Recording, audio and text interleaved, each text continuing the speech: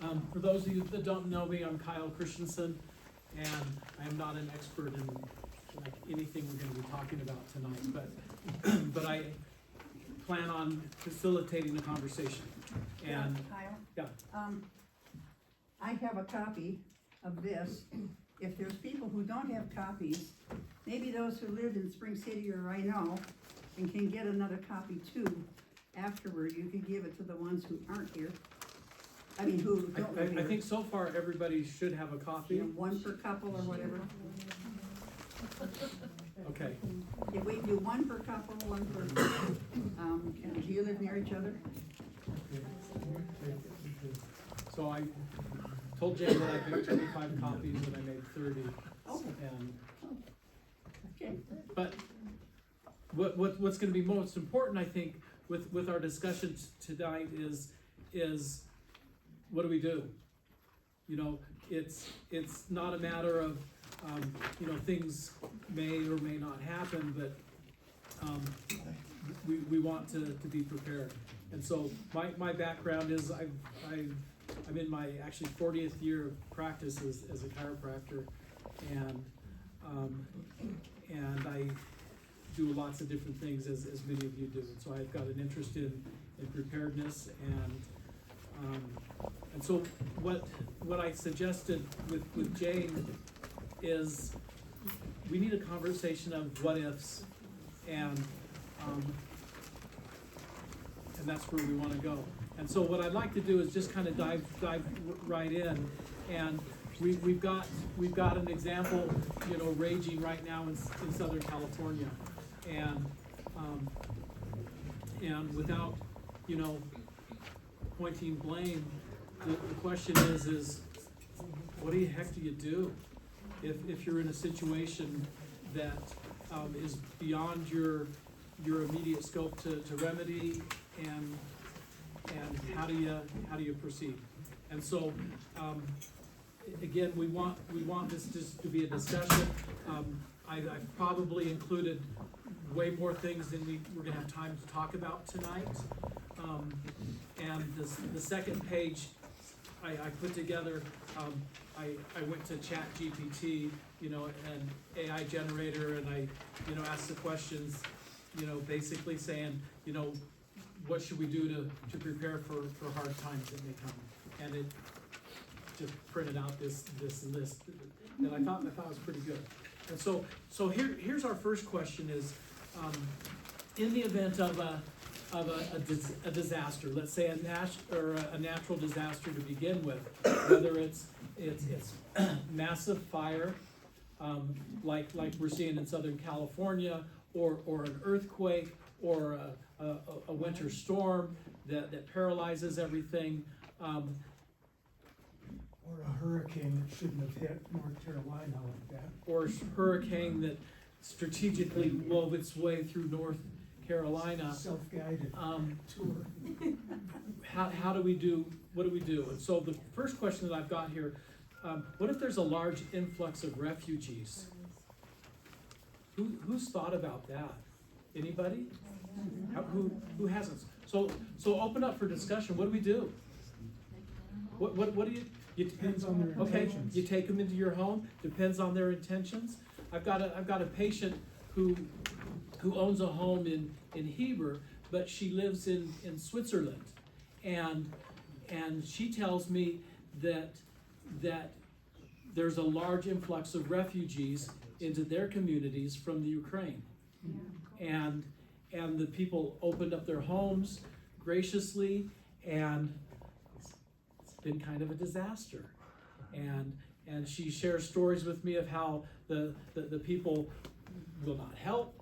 They complain about the food. They say that, you know, anything that is not to their liking, and those that are opening their homes graciously and taking people in are getting tired and getting fed up. And so the question is, how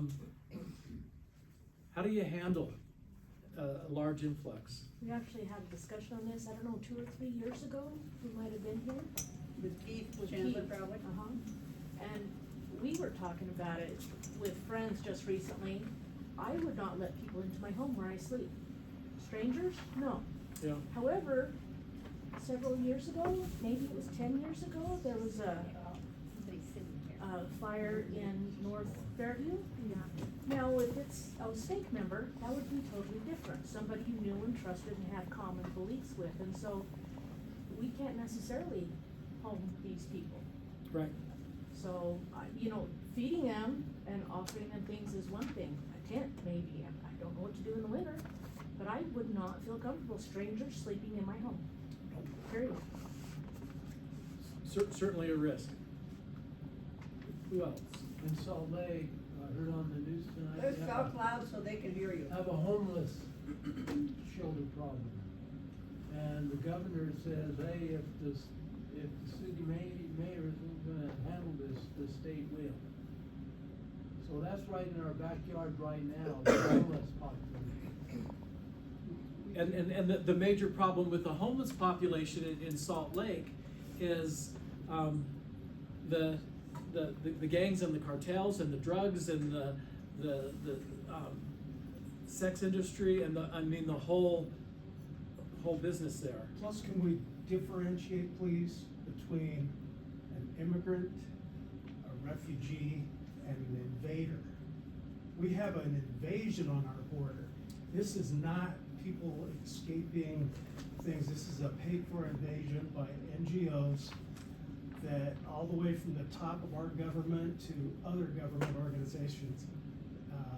George Soros comes to mind, the Open Society Foundation, many others that are pushing this invasion, paying these people.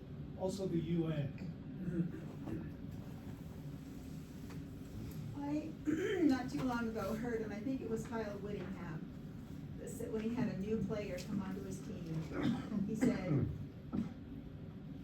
we don't become you, you become us. So laying down ground rules from the very beginning would be, I think, smart. If they weren't willing Okay. to, live like. So we're in a situation where we have not laid down ground rules. I mean, it used to be people would immigrate to our country, and I would suspect that most of our ancestors did. And it was, no, I'm an American now, and I want to melt in with this melting pot, and I want to contribute. And what do you do if somebody doesn't? We at this point, can we turn it around and change? I mean, maybe starting next week, but as it stands right now, we're in a difficult situation. And this is the problem with the 20,000 Haitians in one town in Ohio, that there were so many of them, they didn't need to assimilate. They what? Springfield, Ohio, they took it over. Yeah. Yeah. It's like 20 or 30,000 people, and they brought in 20,000 Haitians and figured that things would be fine. You bring in a bunch of families, and that's fine, because they will learn from people around them. You bring in half the city again, and they're just gonna go off on their own and live the way they used to. Which could be good and it could be very, very bad. Let me point out a situation that we kind of think was good. Nauvoo, Illinois.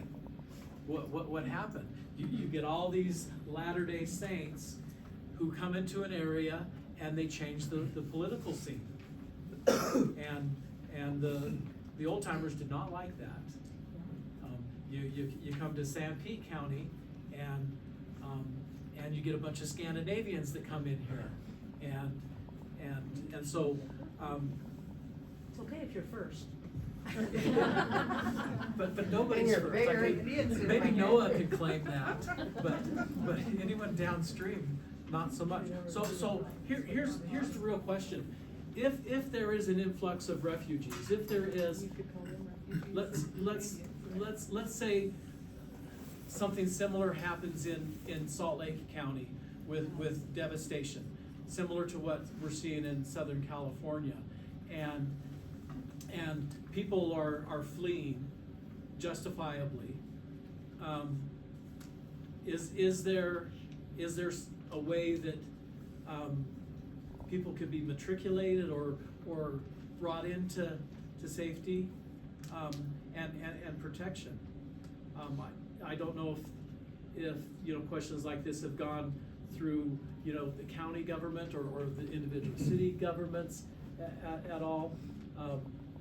The question is as you well pointed out, it may not be wise to bring in an influx of people that you know nothing about into your home with your children and your, you know, family members.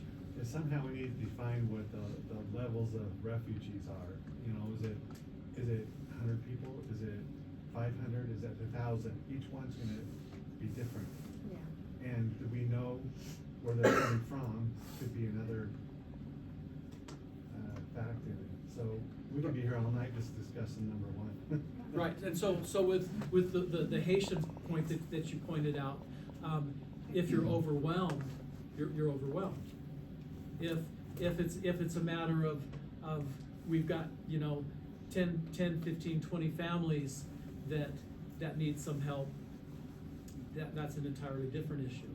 If people are coming from the same cultural background as us, that's a different issue than somebody who's coming from a different cultural background, good or bad, right? And so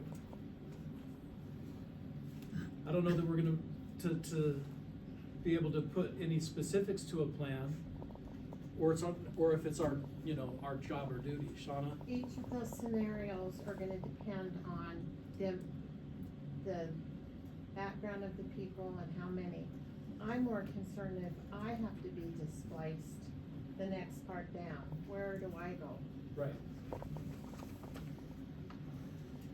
One of the issues, and I'm kind of shifting a little bit here. One of the issues that preppers talk about is bugging in or bugging out, right?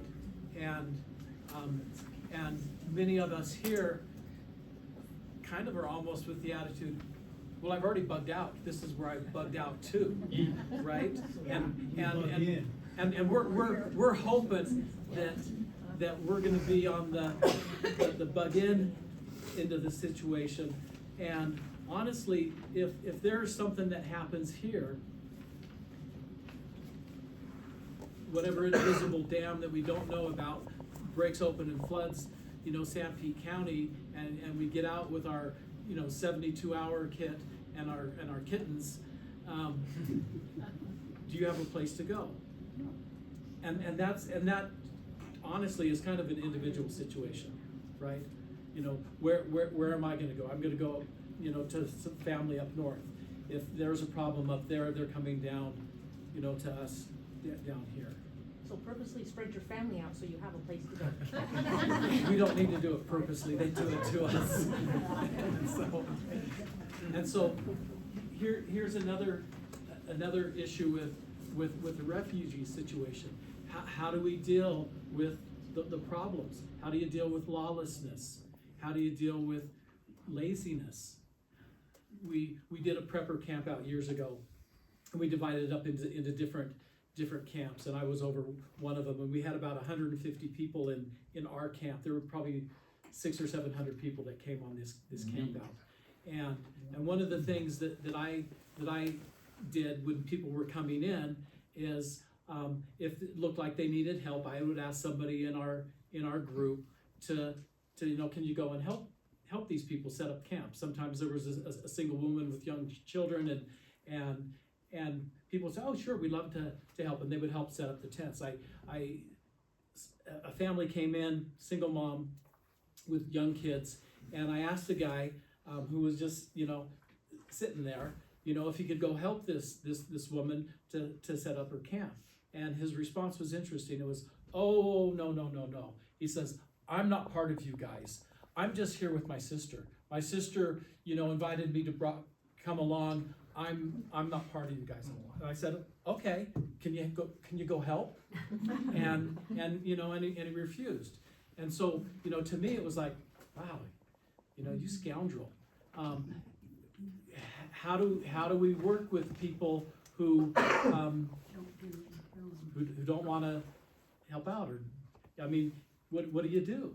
You know, if we're in a bad situation, and some guy is deemed, you know, you shouldn't be here, what do you do? 9mm and. Well, and that, I'm gonna get to that in a second. Okay, so just for discussion purposes, there's a movie called Defiance, Return to the Forest, where it's based on a true story that took place with the Jews in World War II, Mm-hmm. who were able to get out of the ghetto, and they created a community, and they addressed those issues.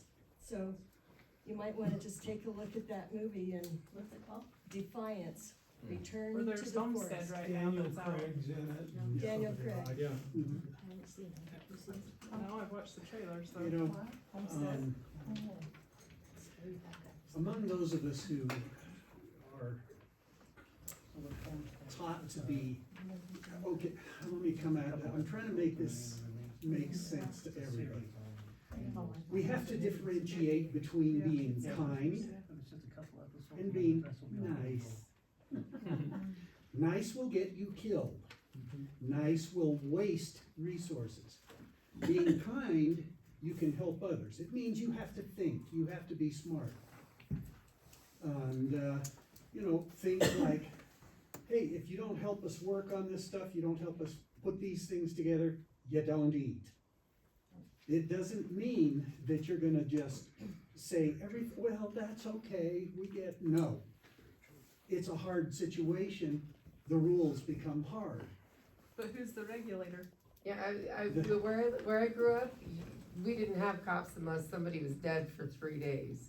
And when they were Doesn't dead have for to be 3 days, cops, then the cops would come down, individual. and so, like, there are people that just won't Just won't do enforce, it. they just won't do it.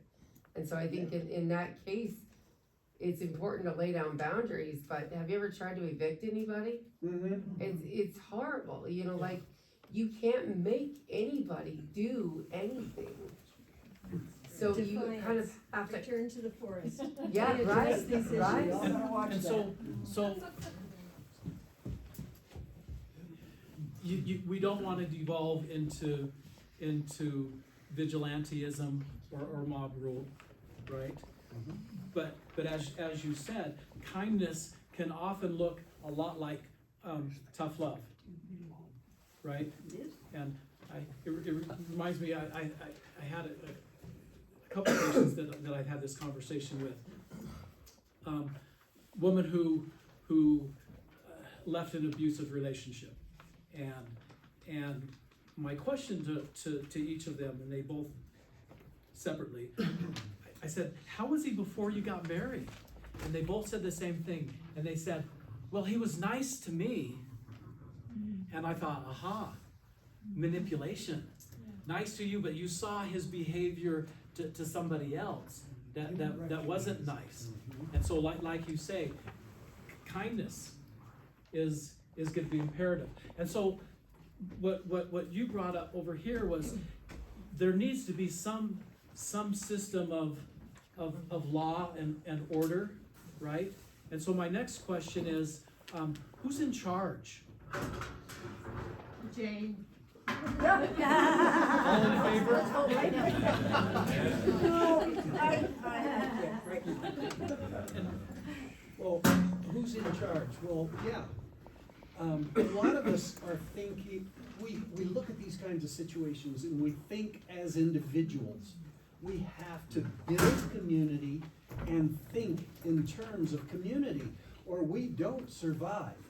I read a book years ago called Lights Out. Have any of Oh, you yeah, read that? I have. And the thing that stood out to me that hadn't before was these people could not have survived without community. And so they developed a system of organization and rules and things that protected themselves from, in their case, the roving gangs and so forth.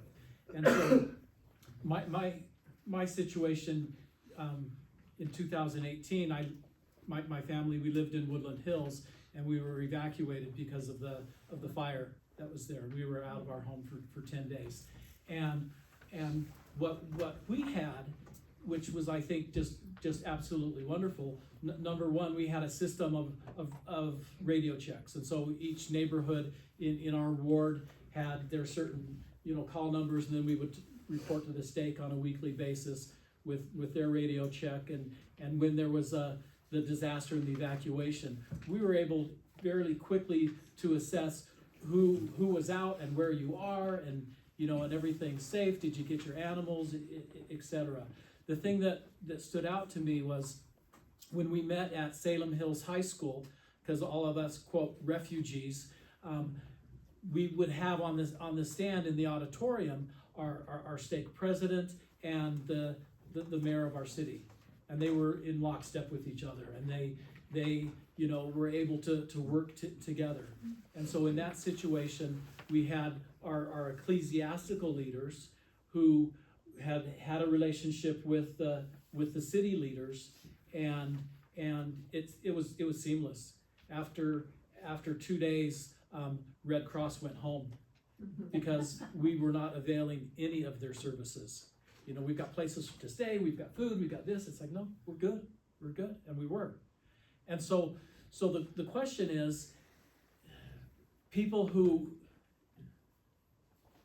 excuse my language, but people who are entrenched in the church are going to be looking to their bishops and their stake presidents. People who are not inclined to look that way. They may be more inclined to look at a city leader. What we don't want is the best armed angry guy, wanting to take charge. And so the question is how do we get people on the same page as who's going to be in charge? I think that you brought up the most valid point at ground zero, right? If a natural disaster were to occur, or if a situation happens within our community, it's going to be absolute chaos unless we already have systems in place before that point in time, right? The most prime example I can think of right now is with the fires going on in Los Angeles. They already had systems in place just in case something like this happens. They open up the school auditoriums as kind of a funnel. Like, if you don't have a place to go to, here's the safe houses, and they open up the school auditoriums as a place for everybody to go to, so we don't have to worry about opening our homes to anyone. We don't have to worry about where the resources are going to be if we're the ones in distress. Those systems are already in place. So as a community, if we're willing to get together in these kind of scenarios, what we're in right now, come together and build these plans of what happens, what if, and we put these systems in place, then the chances of chaos ensuing when these disasters do happen, because it's inevitable, something's going to happen somewhere, right? But the chaos will be minimized because we already have these systems in place. Absolutely. And here's the other thing. We're good people here. I mean, our neighbors are good people. We help each other out. When we see a need, we are going to be there for each other. But on the same vein, using the public facilities, the schools that, and that's a resource. I was just gonna say, so we have already started parts of this with the block captains, regardless of religion. Everybody lives in a quadrant or a block, and I think the thing that's missing is the connection to the city, and that connection to help them, help us help them. And once we connect those dots, then we can start facilitating a plan of how and what and where we communicate. You're right on, Crystal. Something interesting about disasters is people go into fear and they don't act like normal. They act in a childlike way or childish. One time my brother-in-law was up at Rexburg going to school with his family. The power went out. They had a generator. They had made popcorn and a movie, and they were having a ball. And their neighbor knocked on the door, and he was angry. And he said, "What are you doing?" I said, "The lights went out. We're just having a movie and some popcorn, He said, "Well, you can't do that." "Well, why?" "Because I can't." And I talked to another lady who was in 9 natural disasters, earthquakes, the mudslide in Farmington, a couple in California, and different things. And she had the same kind of thing happening. A man came to the door, an elderly man, who was a very kind man and everything. But he was banging on her door and demanding firewood. So people get into a fear mode, they can't think, and she said, I myself was running around needed to go down the road with my car, and she said, I couldn't find my keys, and they were in my hand. So this is something to think about too. It's a psychological trauma response, and you can't actually control it most of the time. If people snap, they snap like that. It's similar when you're in like a fight situation, people either fight or they pass out. In an attack The fight, situation. flight, freeze response, Yeah. right? So, some people, I've got our littlest boy, when he's in a stressful situation, he freezes.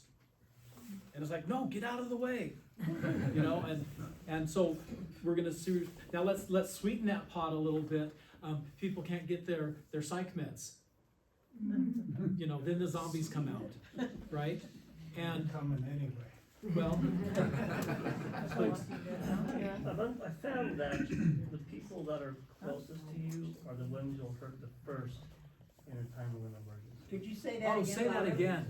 The people that are closest to you are the ones you'll hurt the first in a time of an emergency, Wow, because you know what they have, okay, and you feel comfortable taking it from them because it's rightfully yours because you know they have it. There's like an entitlement. right.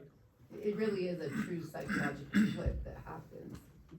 How many of you have been told that if there's a disaster and what we all need to do is we need to all bring our food storage to the bishop? We've heard that before. Absolute nonsense. You know, here's my understanding about the gospel of Jesus Christ. It's all built around agency, and never should our agency, meaning what we decide to do for ourselves and our family, be absconded. Ever. I did read a novel where it was optional, and those who brought all their food to a central place, it was kind of a law of consecration thing, but at least it was being guarded. So, Okay. So protection. Barry. So we're talking about these different things that are taking place. What if they end up being permanent? So then you have a lifestyle change, and which is not bad. It's a matter of, that's kind of what we're all being directed to anyway. And so we talk about these things that are going to happen, what's actually going to get us not just through it, but so that we endure. So what's to say that they'll ever end? And there's some suggestions that, you know, happy days may not be coming again. And if there's a breakdown in law enforcement, who deals with the bad guys, who makes the decisions? Again, a lot of it comes down to who do we trust to be in charge? I mean, do we trust the governor of our state to call all the shots? You want to bend over. You know, do we trust, our neighbor on a smaller level? Hopefully you know your neighbor. Go to the second page, the first section here, and it kind of talks about relationships and community. And so, first question here is, who are my close friends or family members, and do we support each other? Am I a part of a community or group that provides help or resources? And how can you strengthen your connections? The point is if you're the lone wolf who's, well armed and well guarded, you're not well armed and well guarded enough. And so you've got a community. And in Spring City and Mount Pleasant and Moroni and Ephraim and Manti, we do have a greater sense of community. And in large part because we're small. And we we see each other. And, you know, in our town here, we all go to the same place to get our mail. And we, you know, we visit and see people there. What I encourage people to do, and what, you know, myself and my family has been doing for, about 15 years now, is we sponsor a discussion group on Wednesday nights. And so we've got friends and people that come, and we talk and visit. And when you've been doing that with a group of people year after year after year, you get to know each other really well. And so I would encourage, you know, all of us, invite people over. Bring, you know, have a barbecue together, have, you know, do whatever, get connected. And that's important.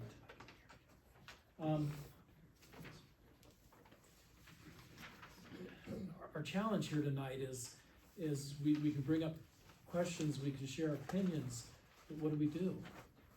Can I say something? Please. So I really feel in my heart and for a while that we're in a community that I understand we can grow a lot of stuff here. And I feel like I'm gonna try and get a greenhouse going once I get my house done on Main Street. That's my #1 goal. Yeah. And I think that all of us having gardens and having, I mean, that is important. I think that is important regardless, you know, feeding ourselves. It doesn't, you know, even we have to hear things about China and things with Taiwan and things what happens with the ports. And if our system shuts down with bringing the food in, we're able to feed ourselves, but we have to start early. We need to practice growing stuff, see what we can grow. I think it's essential. You know. And now is time to start and, you know, putting in new trees and not wait to. Have you noticed in this community, of course you have, how abundant people are with sharing? Yes. With their excess produce? I mean, just curiosity, how many of you got potatoes this year that were grown locally, right? Yes, Neil is wonderful. Yes. And, you know, and let me share this, I don't see her here. We were shown, last week, we had a potluck, and Lana Gardner, you know Lana, brought some potatoes that were dry canned. Have you ever dry canned tomatoes? Potatoes. And what you do is you slice up your potatoes, you put them in a jar with some butter and salt and pepper, and you put them in the pressure cooker, and you have potatoes that are. So we've been dry canning potatoes in our house. No liquid in them. No liquid in them. And it's amazing. And you throw them into the skillet, and you make your hash browns, and it's the coolest. The texture is wonderful and perfect. Anyways, and so we share things in our community here, and that's huge. Maybe we can plan a little something after next harvest with Neil, like a little class or get together, you know, on how to. I know he wanted to start something a while back on bringing in seeds and sharing seeds, and he goes, that kind of didn't really work out. And I know he's concerned about this too, and I think that's why he does his potatoes and wants to make sure everybody's, you know, has something, and you know, to get us through some stuff. But in my heart, I believe that we really need to do it, and it's important, and it'll take all of us, you know. And there are some people that have been doing greenhouses for many years. Yep. That really know what they're doing. Yep. I mean, and growing food. Here's the challenge though. There are some people that hate it. They hate, you know, gardening. Oh, I've got to pull weeds, and I've got to remember to water because, you know, here we are in Utah. We got to irrigate everything. But not everyone. Please. I think a lot of, in my opinion, what a lot of things we're talking about is we need to learn to be adaptive. We don't know what's going to come. We don't know what's going to happen. If we're not flexible enough in our lives to change our attitudes, our thinkings, the things we should learn something new. So instead of thinking, oh, this is the way it's going to be, we just sometimes get stuck and don't realize that things change. And change is hard, but it's real. And if anything like these disasters happen, we're gonna have to change our whole way of thinking, our lifestyles. I think we have to be prepared to accept that and to learn something new. And it may not be a bad thing, right? Right. To learn something new. I had a patient in the other day, and you know, I asked, you know, how are things going? Well, I'm, you know, starting a new business. I said, well, what were you doing before? Oh, I was a computer programmer. I was writing code. And I said, AI kind of stole that from you, didn't it? He says, yeah, totally. And so he's learning new skills because all of a sudden he's been phased out of the workforce there. Why don't you go for it? With what you said, I mean, it really brings up the point that we need skills. Skills will trump gear and consumables every time, because skills don't break, skills don't run out. If you know how to do things, even if your neighbor knows how to garden, you don't, but you have some other skill, like being able to repair things, being able to build things. Those are equally valuable. Somebody that knows, that has medical knowledge. I venture to guess that very few of us in here have any significant medical knowledge other than basic first aid.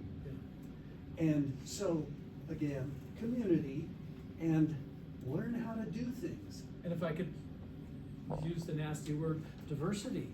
We need to have people that do. I mean, if you all were chiropractors like me, man, we'd be in trouble. But I've got some, you know, some skills as each of you do. And how do you know which ones to pursue?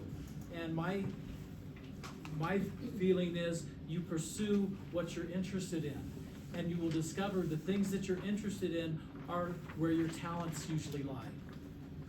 Okay, I just feel it even before I say it, I already feel it. Today I got information about, it was a leak on the government, that they were trying to take down Trump's inauguration, and they're gonna kill everyone, all of that. And it was just a whole explanation of how they were doing it.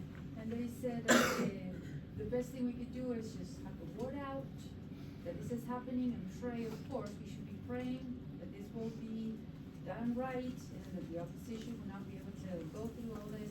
We need to believe that we have the power of praying and make it happen, but just in case that doesn't happen, you know? So then we will be in trouble sooner than we think. We can be in trouble as soon as next week with all of this. Two weeks ago, they were swimming in their swimming pools in Southern California. Yes. Boom. Yeah. You know, so the point is, you know, and it's well taken, is things can change, and things will change. And, you know, raise your hand if you dare, that you feel that your life has been easy, and things have been pretty smooth sailing for your whole life.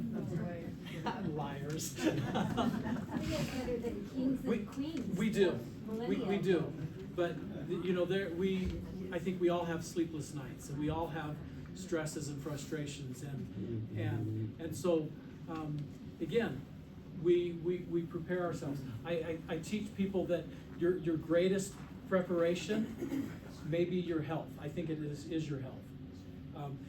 If the power goes off, you know, who's gonna be the first one to die? I mean, the people who are plugged in and need life support, you know, systems, the people who, you know, have life-saving medications. And so if you are not healthy, do what you can to get as healthy as you can. Jane? Speaking of skills, and Neil Sorensen, when he was mayor, he was totally behind this, well, group, our Spring City Citizen Corps, because we were hoping that people in our community, Spring City, would want to learn skills. And half of you are not even from Spring City, and we are excited about that. And so he was totally behind us, and we really need to give him accolades because he is so supportive of us. And he's really now, he's definitely a behind the scenes guy. Yeah. But still doing good, and that's what we want. all of us we need to do good. And we need to be, here's a scripture that puzzles people. Jesus says you need to be, harmless as doves and wise as serpents. You know, I thought, what? You know, and so I tell people, sometimes we need to be sneaky. And that's not bad. I tell that to parents all the time. You know, you need to be sneaky. I had one mom and she slowly was sneaking bone broth into her son's ramen noodles, you know, and getting him acclimated to the taste. It's just a little bit different, but I'm getting some nutrition into you. Greenhouses, yes. Can you hear me, everybody? Yeah. There's a man named Barry Neff who for 45 years worked with China and with the United States in building greenhouses. He's experimented a lot with what works, what doesn't work. I have information on him in a notebook. Anybody that wants to borrow that and read it, you're just welcome to do that. Is he still alive? He is, but he's retired. And so he's turned it over to someone else. But you can join his organization for something like $45. Get all this information. Do you know the name of the organization? You know. What's his name? We send that kind of stuff for Jane to send out. N-A-E-F, Barry Neff. But what he believes in is you can tap the warm air under the freeze zone. So Wallapini what he's doing. Yeah. Have any of you been to Nate Christensen's greenhouse in Manti? Oh my goodness. He's got a banana tree that's like 17 feet high. And it's only about 3 years old. Yeah. You'd think it was. Yeah, it's amazing. And so, but he's put, what, over $100,000 in the construction of his greenhouse. You know, mine was just it's a small 16 by 40 feet, you know, against the barn. But man, we're just producing food out of it, and it's, you know, it's, so. So what are you gonna do when they come and take all the food from you? Who's they? Whatever is the bad guys? hungry enough or they desperate enough, they will clean up all your fruit trees, Yeah. your greenhouses. What are you gonna do? Well, so here's the other question. What are you gonna do if the drone swarms come in and they start taking everybody out? Well, we get taken out. Or And if somebody spills all your toxic food fog, like- and kills you, then what are you gonna do? Well, hopefully go to heaven, you know? Well, in a scenario where there is no food, our people, our governments and things like that obviously have lied to us a lot, but in a scenario where there is no food, you open a fast. You open a fast, and when you open a fast, they lie to us and say that you can't go more than 7 or 10 days without food, but that's not true. 368 days, I think, is the record. Yeah. Yeah.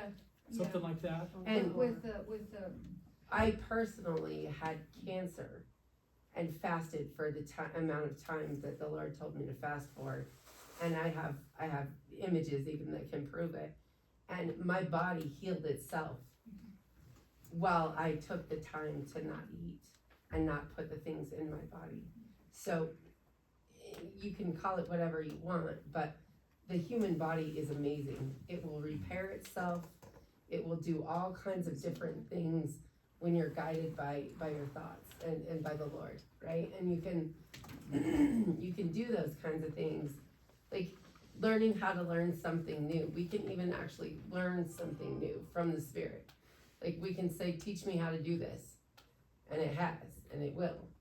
I mean, we're gonna have to grasp all of these different places that we haven't, as a culture, that had to grasp onto, because we've had the ease of food pretty plentifully, and the ease of you know. What about children in that scenario of no food? They can open a fast. Yeah. When we get pushed to the extremities, you have the opportunity to draw closer to God and to receive inspiration. And who cares what church you go to? Get to know Jesus and figure that out. You know what I mean? Like, really, honestly, when the saints came over, they didn't eat for days, and when they actually did eat, their digestive systems just went into massive shock and they were puking like crazy and they were cramping and everything because the human body actually does amazing things when you don't load it with all these toxins.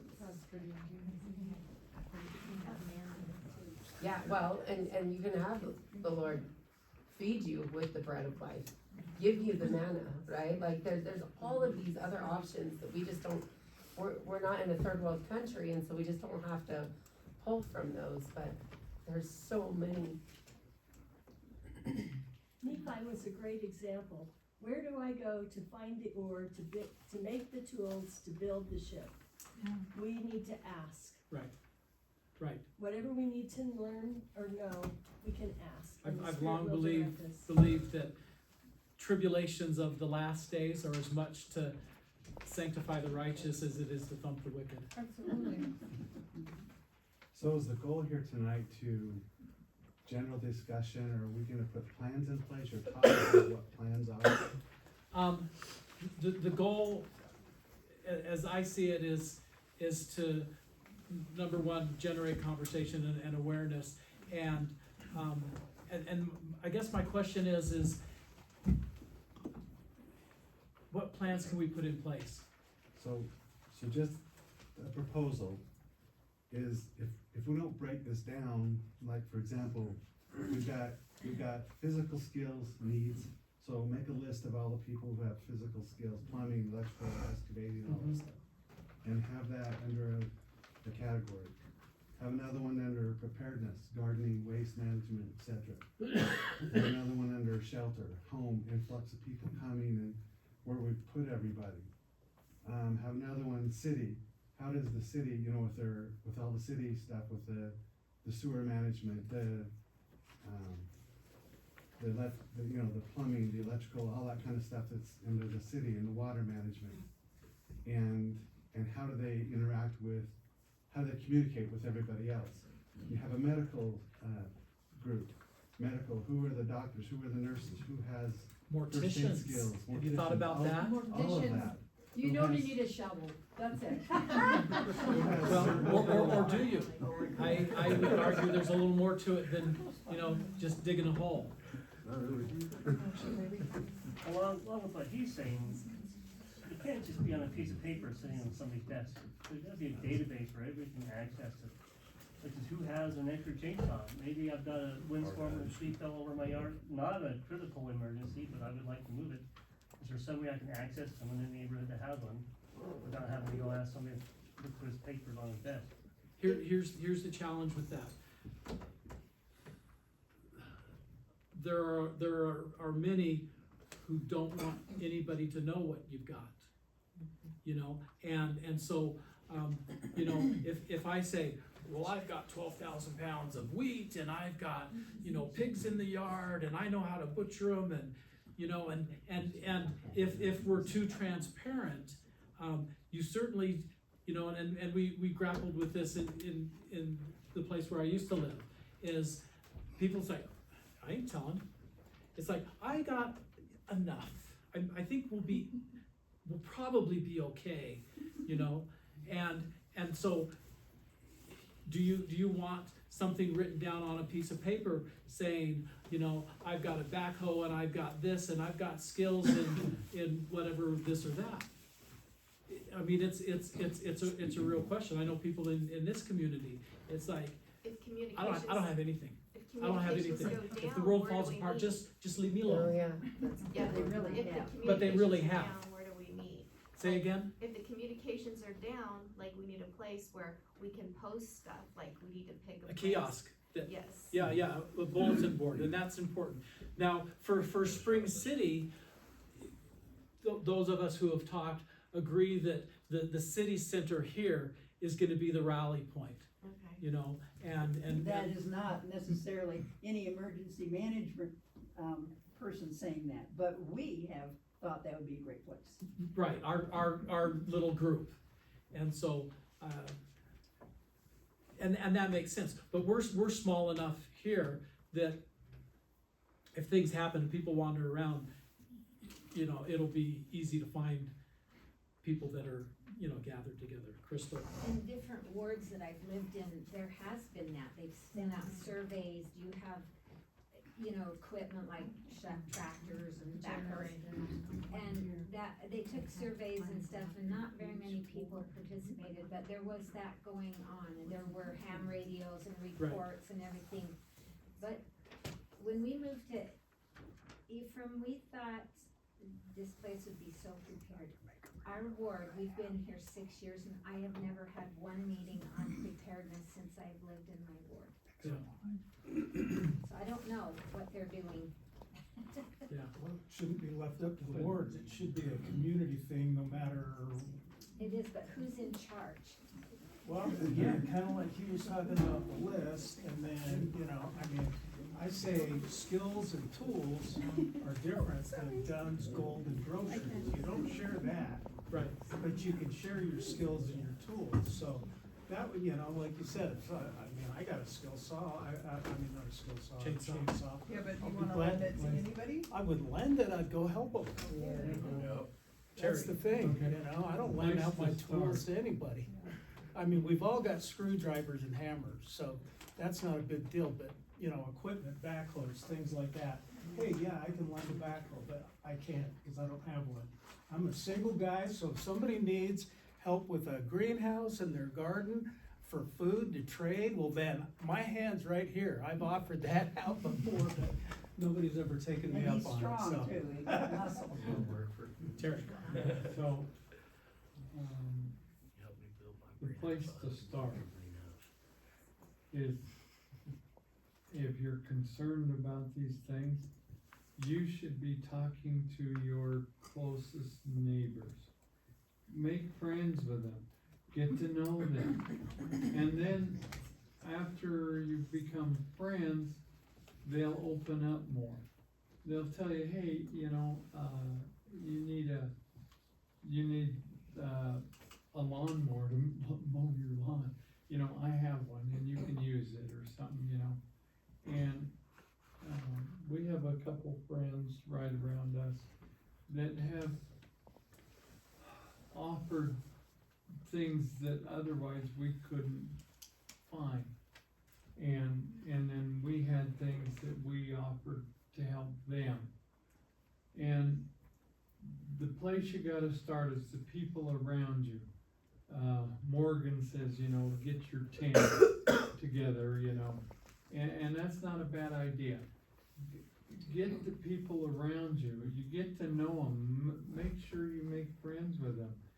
And then when things come, it's a lot easier to work with your friends than somebody you've never talked to before. And I spent a long time out on the Navajo reservation, and it's a third world country, and I saw terrible things going on out there. And in our ward out there, I would get the men to come and go out and visit, and I try to get them out twice a week, and there was a lot of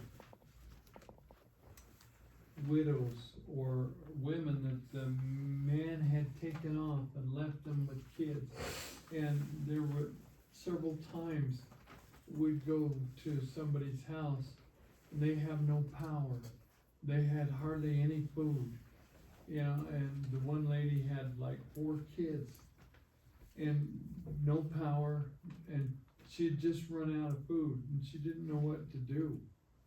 And we were able to get things a little stable for her and give her things that she could work on to get things back in order. And I would get them, we had a lot of people with skills, and I'd get them out there, and then they would teach some of these people that had no skills and were in desperate situations. Then they would take time and teach them how to do certain things. And I haven't been in a situation like North Carolina and stuff, but I saw terrible things out there on that Navajo reservation. And I saw what, evil people did to others. And I saw them taking advantage of others. But And so in essence, you're saying it's community. yes, And so the question that I guess each of us could ask ourselves is, how do I develop those relationships with my neighbors, those people who are in, I would say, my circle of influence. And we learn that, the lone wolf, dies first. And so, to know that, hey, if you ever need anything, let me know and we can help you. And I think that attitude, now, the question that I have with a group like this is, how do we interface with our local leaders, whether it's our church leaders, or whether it's our city leaders, or whether it's whoever. Because when things happen, and we say when, not if, who are we gonna look to? Yeah, I find your local leaders, some are really into it and some aren't. Right. I'm on a stake, I'm in Mount Pleasant North stake, and we have a committee member, representatives from each ward, and we meet, we have stake representatives, and they talk about, let's do the stake plan, here's the ward plan, here's the template, you fill it out with the leadership, and guess what, there's a family plan in here too, so it's really helpful, you kind of start from the bottom and make sure that families are writing down all their important information, and then you move up to the ward, and as long as there's somebody interested, it doesn't have to be that the bishop is a prepper, but it helps to have somebody who's like, yeah, let's do this, this would be helpful, let's put our block captains together, whatever. Right. Sadly, many of us, maybe most of us, are viewed by others as, misguided nut jobs. Not so much. Since It's changed a little bit, yeah. When you realize that your government's out to kill you more than your enemy, all my life I grew up, communism, well, they're right in our own, infiltration from within. Yeah. So, you've got here UAPs, our government, all the ones, they've got drones that big that can explode right in your brain. You've got the fog that just happened 2 weeks ago, starting, let's see, I think it was New Year's Eve, and then, there's been 1,000 people that have died from that fog, but they don't report it, nobody knows about it. 100,000 people have called because of medical issues. There's a parasite that's in the fog, like they put trillions of these parasite eggs in there. What was that? It's I didn't hear insane. about that. It's all back east, all over the third of the United States. It happened in Europe and different places. It smelled like chemical, tasted like chemical. It was super dry. You couldn't see it at night unless you put a flashlight, and then you'd see these little teeny balls. But we get bombarded from the skies with barium, aluminum, strontium, you name it, all kinds of chemicals. It's raining down. So it's great to have a greenhouse to cover your food. But this fog also has intention of destroying the microbes in the soil, because the whole goal is starving us out. It's called Silent Weapons for Quiet Wars. It's a document from 1953 and the Bilderbergers in the 70s. The 10 regions that Trump now is wanting to Canada and everything else. So, our government's not here to help us. I've lived through 2 earthquakes in Los Angeles, and I tell you, I'm more afraid of my government than I am a natural disaster, because they can drive natural disasters, directed energy weapons. You've got smart meters that go at people's houses. Don't call me crazy or conspiracy, because it's all truth. From the government, we're here to help. I got information today about the cloud thing and how you can protect yourself. It was a mix of oils and stuff, and the guy who generated that, it was from a new AI thing that he says he only has access to it because he's in an industry, and for all of us who can access to that AI new thing in March, but he gave us the list of all the oils that you can do, and you can do the an infusion on because it's attacking meningitis, you know, this cloud and all that. But he gave us right there, if anybody cares about, talk to me, I'll send you the link of this. There's a cocktail of oils, essential oils, that you can do to protect yourself. And of course, we all know about the blue, Hopefully blue? the blue roof. Oh, blue right? roofs, yeah, Just to to keep the prevent directed from energy being burned weapons. with those lasers, so they start the fires, right? We all know that, right? FEMA blue is what I'll call it. I think to your question about leadership, I think that starts within each of us, that we look around and we find out, I mean, there are people that call themselves leaders and get paid to be leaders all the time. And then there are people that are truly leaders. And I think that we pay attention in our community, because you can't make anybody do anything, and you can't get just anybody to follow everyone. Right. But if you pay attention to who the true leaders are, and who you can actually trust to lead you in and through and with things like disasters, then I think that is a very, very valuable. And here's to your point. We may be surprised who the true leaders are. Absolutely. And they will manifest, you know, in the situation, as the movie that you referenced here. We are the leaders. We need to be prepared with leadership skills to be the leaders.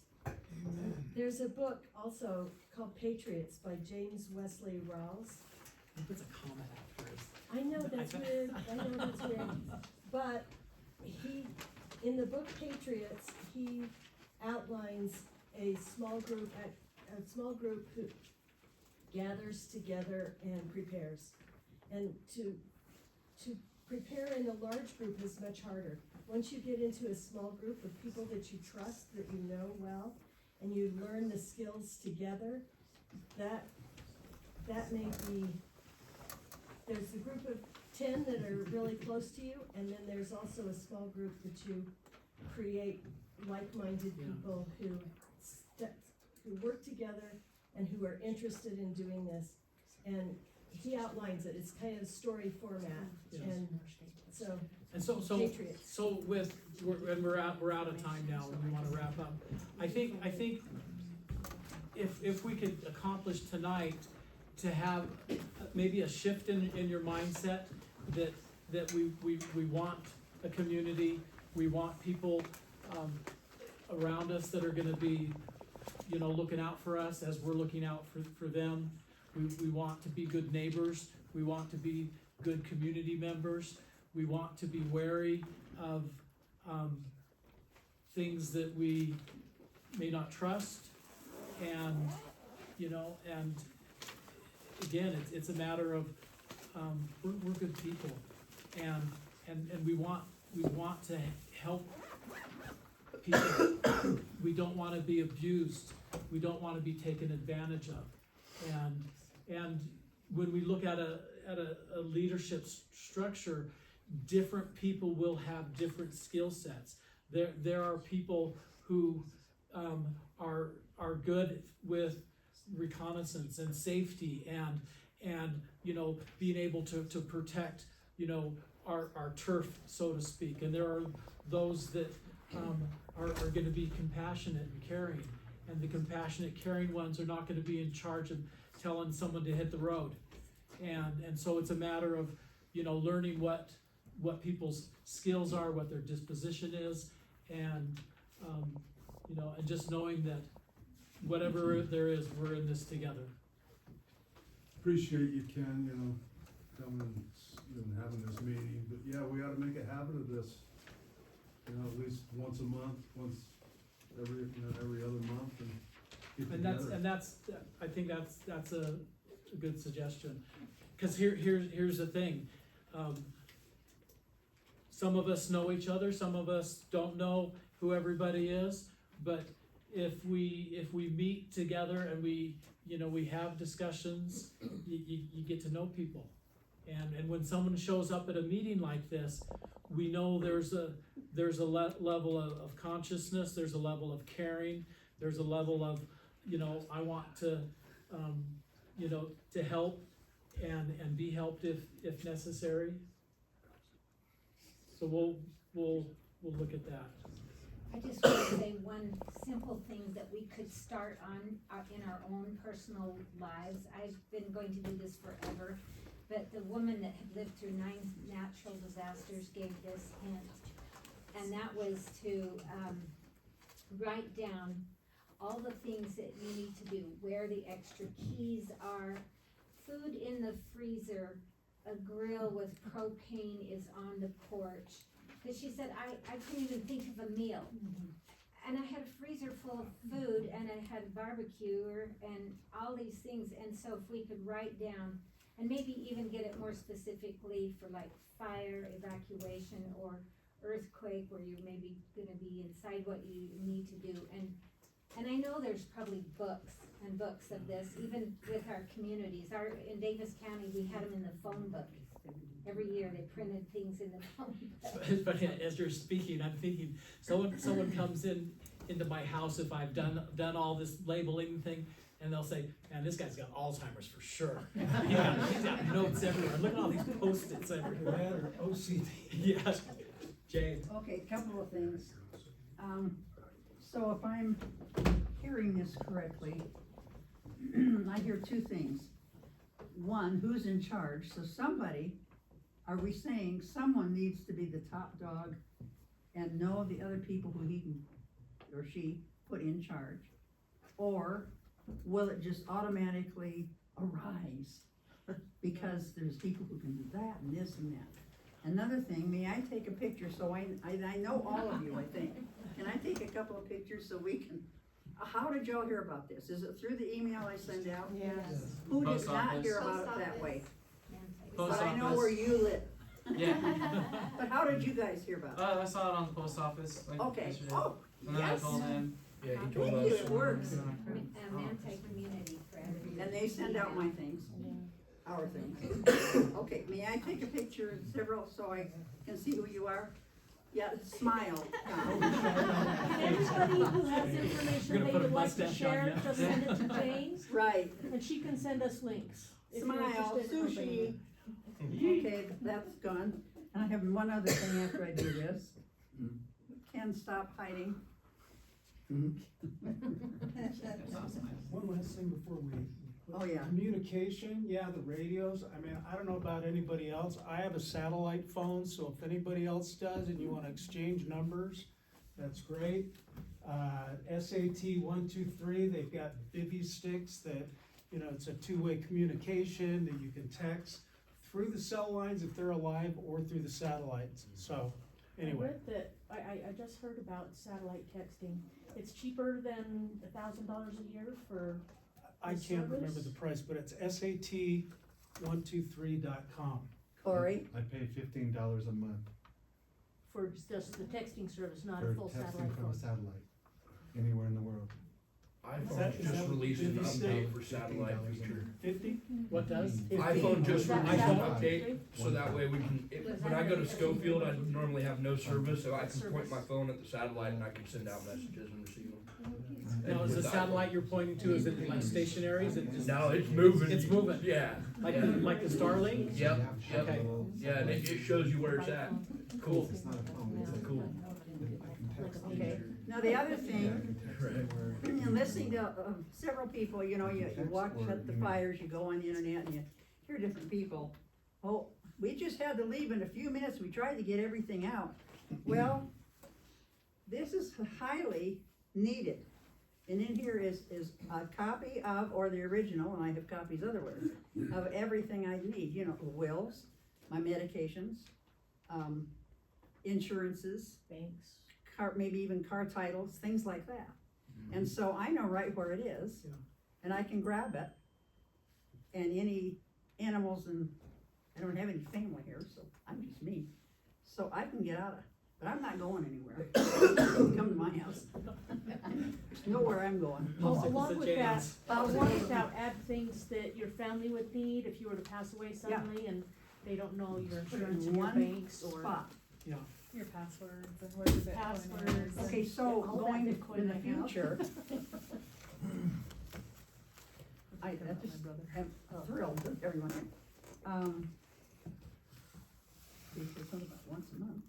I say when we meet, we're meeting tomorrow morning in our committee, and we'll discuss when we wanna do this again, and, But maybe more specific, okay, do you want a specific thing to worry about, say an earthquake? Or do we worry about not the type of disaster, but, General preparedness. okay, like sanitation?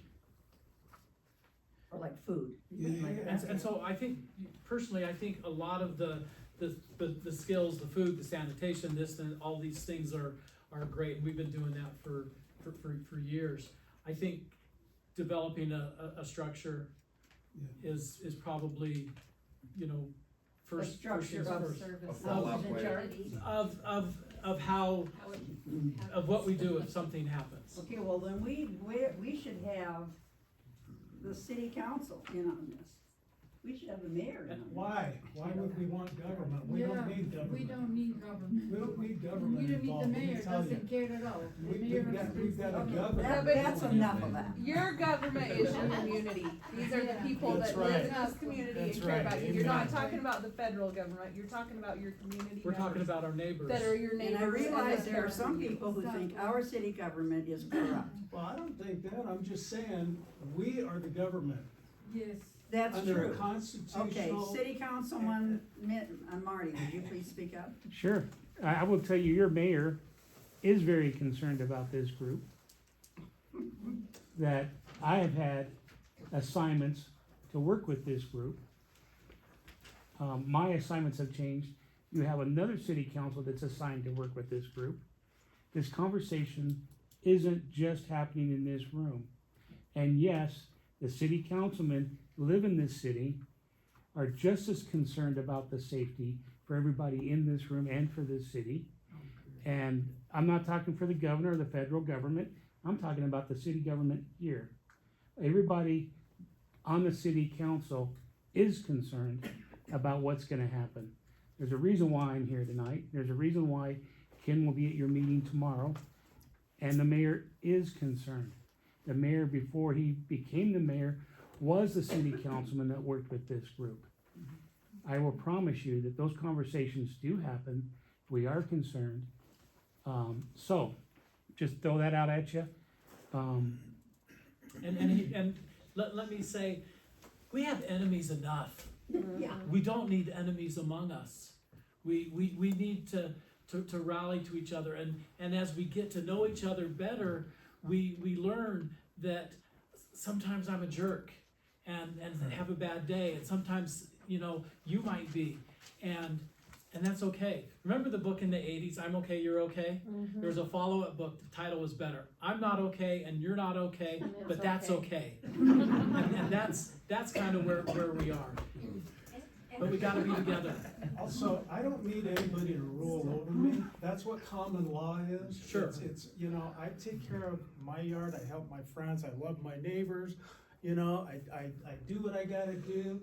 You don't come over and screw with me, and I won't screw with you.